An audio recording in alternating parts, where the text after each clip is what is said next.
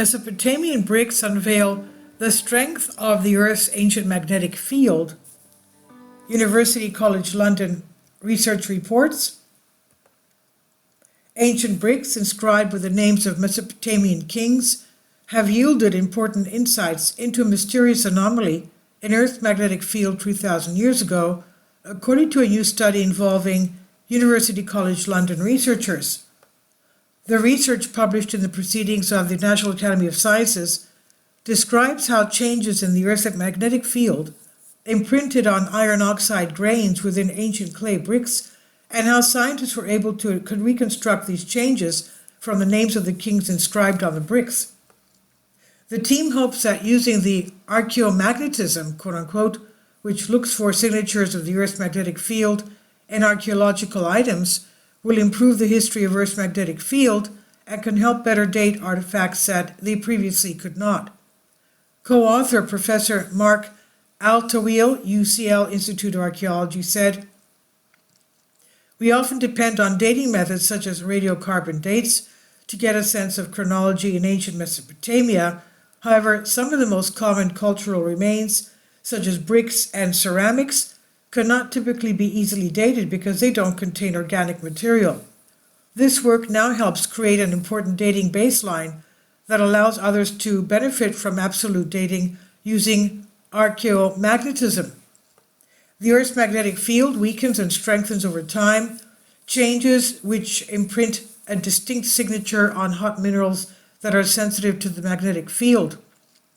The team analyzed the latent magnetic signature in grains of iron oxide minerals embedded in 32 clay bricks originating from archaeological sites throughout Mesopotamia, which now overlaps with modern-day Iraq. The strength of the planet's magnetic field was imprinted upon the minerals when they were first fired by the brickmakers thousands of years ago. At the time they were made, each brick was inscribed with the name of the reigning king, which archaeologists have dated to a range of likely time spans. Together, the imprinted name and the measured magnetic strength of iron oxide grains offered a historic map of the changes to the strength of the Earth's magnetic field.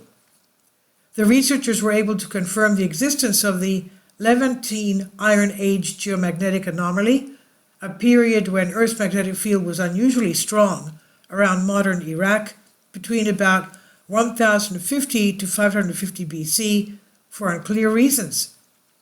Evidence of the anomaly has been detected as far away as China, Bulgaria, and the Azores, but data from within the southern part of the Middle East itself had been sparse. Lead author Professor Matthew Howland of Wichita State University said, "By comparing ancient artifacts to what we know about ancient conditions of the magnetic field, we can estimate the dates of any artifacts that were heated up in ancient times. To measure the iron oxide grains, the team carefully chipped tiny fragments from broken faces of the bricks and used a magnetometer to precisely measure the fragments. By mapping out the changes in Earth's magnetic field over time, this data also offers archaeologists a new tool to help date some ancient artifacts. The magnetic strength of iron oxide grains embedded within fired items can be measured and then matched up to the known strengths of Earth's historic magnetic field. The reigns of kings lasted from years to decades, which offers better resolution than radiocarbon dating, which only pinpoints an artifact's date to within a few hundred years. An additional benefit of the archaeomagnetic dating of the artifacts is it can help historians more precisely pinpoint the reigns of some of the ancient kings that have been somewhat ambiguous. Though the length and order of their reigns is well known, there has been disagreement within the archaeological community about the precise years they took the throne, resulting from incomplete historical records. The researchers found that their technique lined up with the understanding of the king's reigns, known to archaeologists as the low chronology.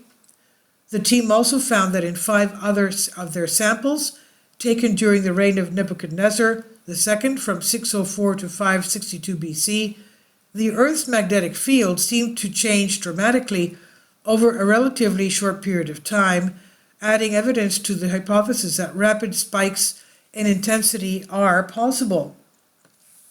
Co-author Professor Lisa Tokes of the Scripps Institute of Oceanography said, "The geomagnetic field is one of the most enigmatic phenomena in earth sciences. The well-dated archaeological remains of the rich Mesopotamian cultures, especially bricks inscribed with names of specific kings, provide an unprecedented opportunity to study changes in the field's strength in high time resolution, tracking changes that occurred over several decades or even less." And this is by Howland Matthew D. and colleagues, exploring geomagnetic variations in ancient Mesopotamia.